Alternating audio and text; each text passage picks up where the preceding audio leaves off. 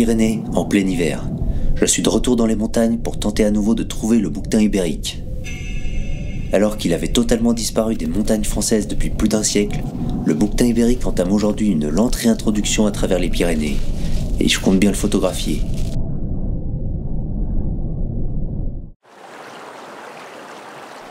Je remonte le cours d'eau en fond de vallée, et je me dirige vers un endroit que je connais bien, au cœur d'un territoire occupé par un groupe nombreux.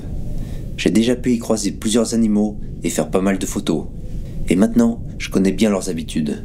Alors théoriquement, je devrais pouvoir faire de belles observations. Cette fois, je décide d'aller plus en altitude. Et ma route finit par s'arrêter au bord d'un lac gelé. Pour le moment, aucun signe de vie. Mais par contre, le cadre est déjà magnifique.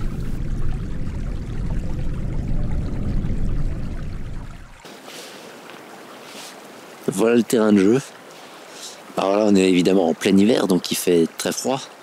Mais par contre, et oui, on gagne au change puisqu'il y a de la glace, il y a de la neige. Donc théoriquement, on peut avoir des ambiances particulières. Alors évidemment, il faut que les animaux passent. Mais voilà, là, je pense qu'ici, ça va être pas mal. Donc bon, on va voir ce que ça donne. Comme je l'espérais, il y a pas mal de traces de passage. Et je devrais pas tarder à croiser mes premiers habitants de la montagne. Comme c'est Aigle Royal, la vallée aussi est son territoire. Et il passe souvent au sommet des crêtes à la recherche de proies. En tout cas, ça sera la première photo de l'aventure. Ça fait maintenant 4 heures que je suis arrivé au bord du lac. Et alors que l'après-midi commence, le premier bouquetin finit par apparaître. Et lorsqu'il y a un bouquetin, ça veut bien souvent dire qu'il y en a d'autres pas très loin. Et justement, un groupe d'une quinzaine d'animaux est en train de descendre vers le lac. Ce sont pour la plupart des femelles et leurs petits, mais un peu à l'écart, le groupe est suivi par 2 mâles. Pas de doute possible, c'est bien la même harde que j'ai pu croiser lors de mon premier passage dans la vallée.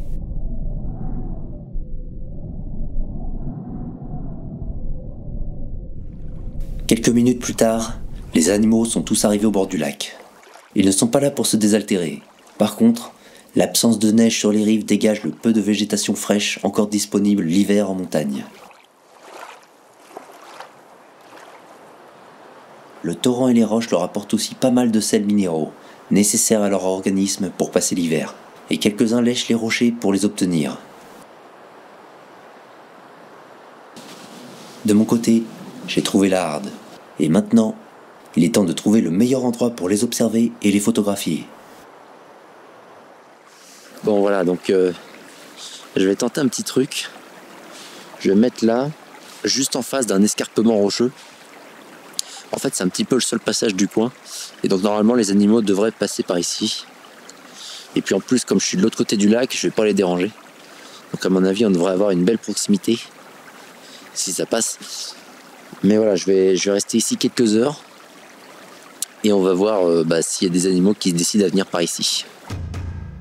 Le soleil commence à décliner et se rapproche des sommets. Ça fait 2 heures que les bouquetins sont arrivés. Il est maintenant 16 heures de l'après-midi et ils continuent leur tour du lac. Bon voilà, donc là ils sont à l'autre bout du lac, ça y est. Alors là ils sont encore assez loin, hein. Je peux pas encore faire de photos. Mais par contre, ils vont sans doute venir vers moi. Puisque c'est là qu'il y a de l'herbe. C'est là qu'il y a de la bruyère et ce genre de choses. Et c'est là que je vais les attendre en fait. C'est eux qui vont venir vers moi.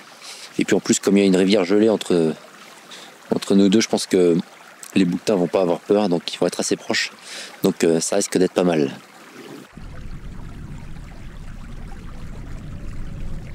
Finalement, la harde commence à venir vers moi. Et la chance semble être de mon côté. Parce que tout le groupe commence à longer la paroi au bord de l'eau gelée, pile dans ma direction. Avec ses sabots, il n'a aucun mal à tenir en équilibre dans les parois abruptes. C'est le parfait animal de la montagne.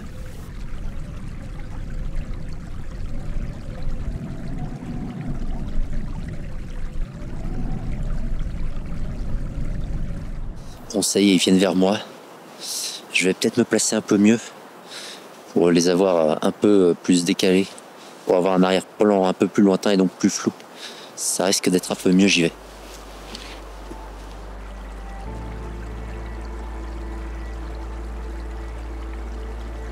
La harde fait une pause de l'autre côté du torrent gelé, à une quinzaine de mètres. Les bouquetins ont la réputation d'animaux paisibles, très peu craintifs.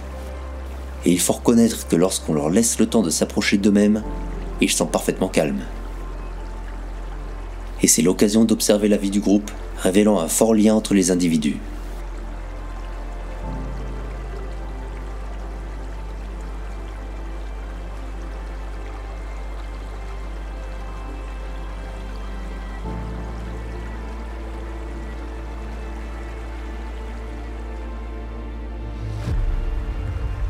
Ça y est, la journée arrive à son terme.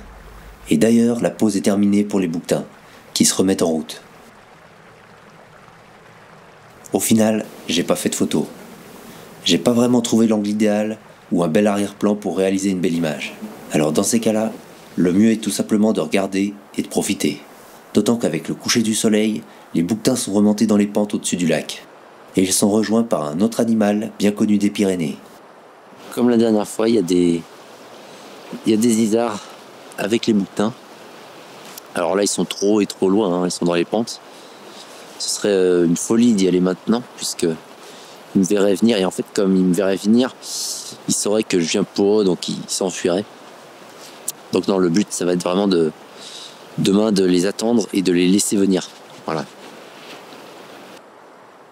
Plus craintif, le groupe d'isards reste à bonne distance. Mais on peut quand même voir les jeunes s'amuser sur les pentes. Eux aussi sont capables d'une agilité incroyable. Cela dit, ça sera la dernière observation de la soirée.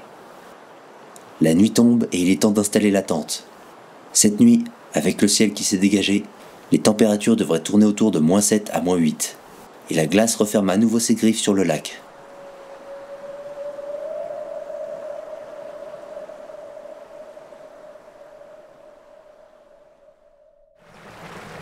Un nouveau jour se lève, et cette fois, je suis bien décidé à faire des photos.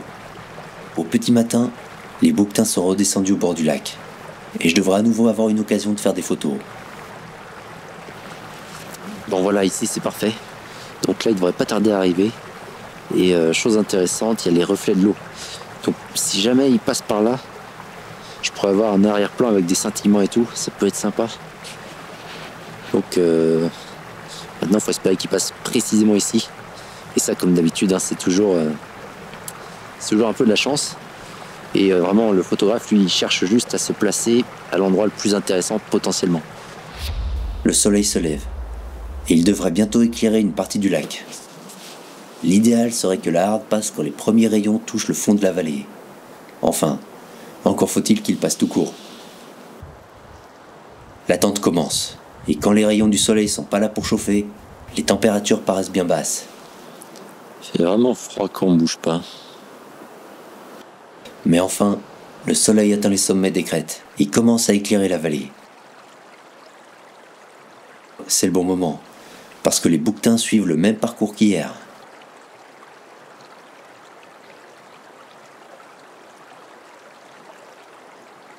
La harde est au grand complet. Il y a les femelles, appelées étagnes, avec leurs cabris. Et particulièrement impressionnant pour les photos, le grand bouc est là lui aussi, reconnaissable avec ses cornes torsadées et son poil foncé. Ils sont juste là. Ils ont pas du tout peur, c'est parfait. Donc maintenant, c'est l'heure de faire les photos.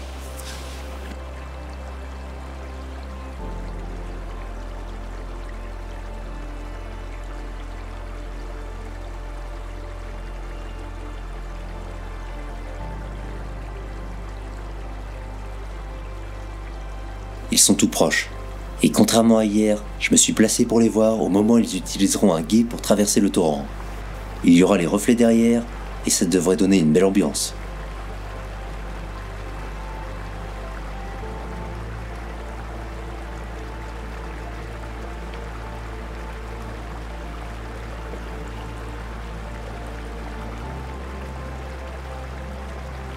Le premier bouc traverse. Et enfin, je peux faire ma première photo de bouquetin du séjour.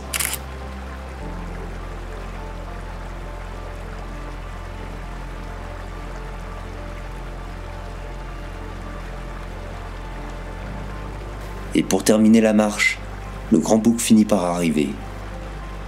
Après toutes ces heures d'attente, je ne dois surtout pas le manquer au moment où il passera.